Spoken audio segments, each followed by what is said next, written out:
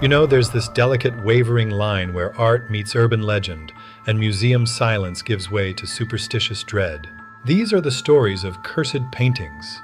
You can say as much as you like that science has never confirmed a single reliable curse. But when you actually look at these canvases, rationality retreats. Some of them have accumulated such horror around them that they've become true monsters of modern folklore. Perhaps the most notorious fame belongs to a painting called The Hands Resist Him. Picture the canvas. It depicts a boy with an empty, unchildlike gaze and a doll. They are frozen before a glass door. And behind them, pressing against the glass, dozens of small children's palms reach out. The scene is both innocent and terrifying. In the early 2000s, this painting was put up for sale on an online auction, but the listing was special. The sellers wrote that the characters in the painting moved at night, stepped out of the frame, and that everyone who had been near it experienced primal terror and suffered from nightmares. The transaction came with a warning: you are buying this at your own risk. Why did this painting become a legend? It's all down to people's reactions. As soon as the listing photo spread across the web, thousands of users began writing that they felt nausea and discomfort just from looking at the monitor. People swore they got headaches and that the room seemed to grow colder. The internet wasn't as fast back then, but this very story became one of the first viral legends of the supernatural, proving that true art is always a little dangerous, even if it's just looking at you from a screen. Imagine returning to the ashes of your own home.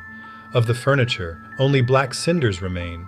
The walls are charred, the roof is nothing but a memory. Firefighters throw up their hands.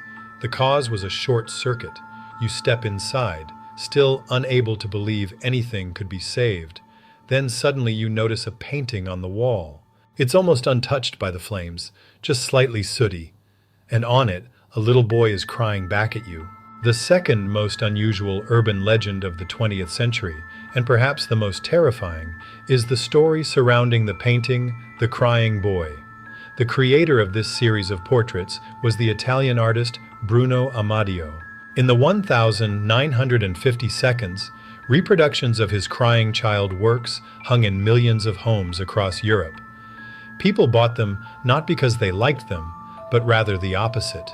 They were thought to evoke pity, anxiety, or even disgust. But the price was ridiculously low, so people hung them in hallways, kitchens, and bedrooms, out of poverty or poor taste. Everything changed abruptly in September 1985. British tabloids, chiefly The Sun, published shocking stories citing firefighters from Yorkshire. Firefighters and citizens reported a strange pattern. After severe fires that reduced everything to ash, from carpets to ceiling beams, the reproduction of the crying boy remained nearly unscathed. Burnt walls, furniture ashes, collapsed plaster, yet the painting still hung in its place, only slightly smoked, the child's face still visible. What's more, even darker rumors soon spread. It was said that homes with this painting experienced fires more often than the average, and that the portrait would deliberately survive the flames. Panicked people took the paintings off their walls and burned them in their yards. But, ironically, this often caused new fires. Thus was born the vicious circle of the urban legend.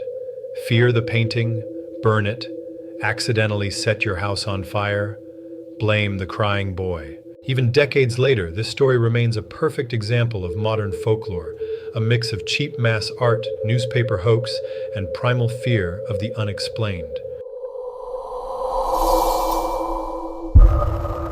And here is the third painting. I'm going to show you a painting that physically terrifies its owners. They say the artist added his own blood to the red paint, and when he finished the work, he took his own life. Look, here it is, The Anguished Man. At first glance, it's just an abstraction, but people who lived with it in the same house fled, hearing crying at night and seeing shadows. They saw shadows standing at the head of their bed. All of this is not just phantoms. Watch until the end to know the truth. One of the most mysterious stories on the internet began with an anonymous letter. A certain Sean Robinson bought this work. He soon realized something was wrong in the house. Legend has it that the artist was obsessed with darkness. He wasn't just painting a dead man, he was mixing oil paint with his own Venus blood. As soon as the last brushstroke touched the canvas, the author committed suicide, leaving a portal into his suffering. Nonsense? Perhaps, but why does this image evoke primal terror in everyone who stays with it for more than an hour? The owners, Sean's family, began keeping an observation journal. They claimed 3 things destroyed their lives. First, sounds. Every night at exactly 3 o'clock from the living room came scraping and a quiet male whisper. It was as if someone was scratching from inside the canvas. Second, shadows. A black human-shaped figure appeared on the walls. The shadow had no source. It was simply part of the darkness. And third, presence. Household pets refused to enter the room. All family members began having nightmares. They saw a smiling man without a face. And now, for the scariest part, no confirmation of this story has ever been found. The police know nothing about any suicidal artist. There is no name of the author, no date of creation, no traces of DNA in the paint, but why millions of views?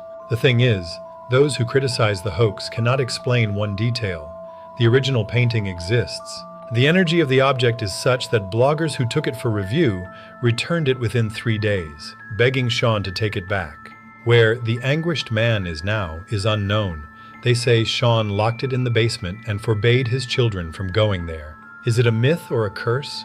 There is no answer. But when you fall asleep tonight, just remember the face on the canvas. They say if you look into those black eyes for a long time, you will feel the room getting colder. I'm turning off the light. Are you? Subscribe if you want to know the continuation. Should we find this painting?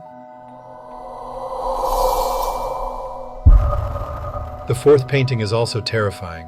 Have you ever woken up in total darkness, feeling something pressing down on your chest?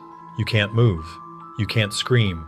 You just lie there, staring into the darkness, knowing that it is staring back at you.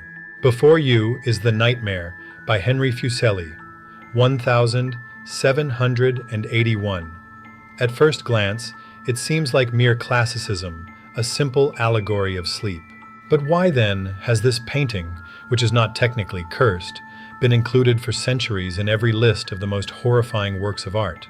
Look at the composition, a sleeping woman. She lies sprawled across the bed in a pose that today would be called defenseless. Her head and arms hang down limply, but she is not the main focus.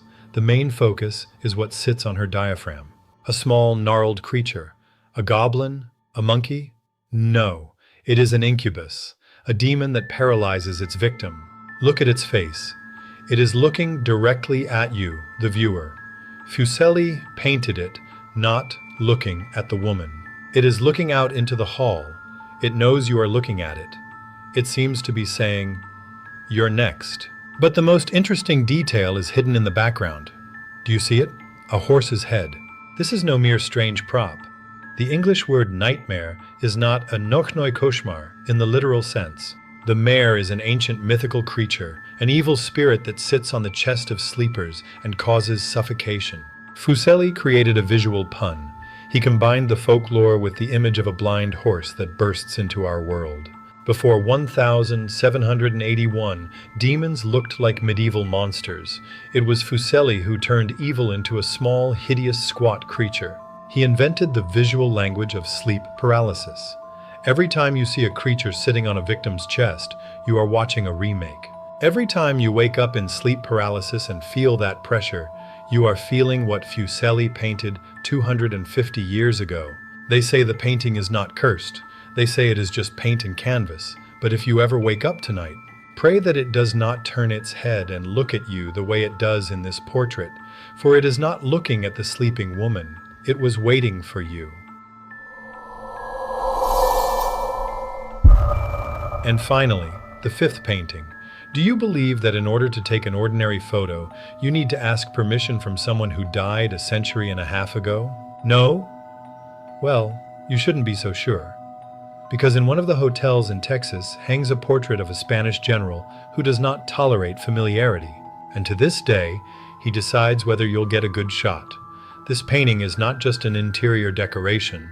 The local staff and regulars know there is something off about it. The legend sounds like a warning to every new guest. Don't even think about photographing the general without asking his permission. The rule is simple. You must approach the portrait, look him in the eye, and politely, out loud or mentally, ask permission to take a picture.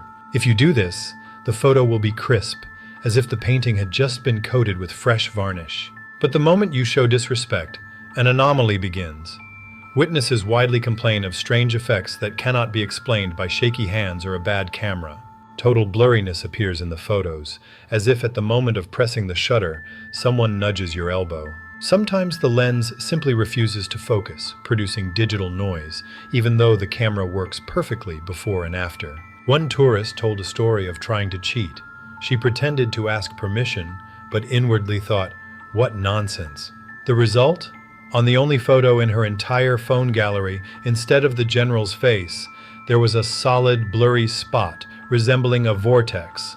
All the other shots were flawless. Why the spirit of a Spanish general has been guarding his image in a Texas hotel for centuries, no one knows.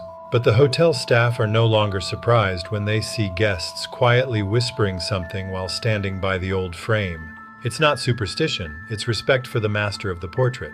So, what do you say? Will you photograph him without asking?